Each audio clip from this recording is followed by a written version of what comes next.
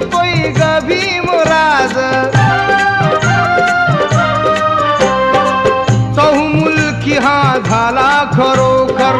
चहुमुलकी हा झाला खरोखर कार्याचा गवगवा त्याच्या कार्याचा गवगवा म्हणून सारे ब्राह्मण म्हणती भीमाला जावई बुवा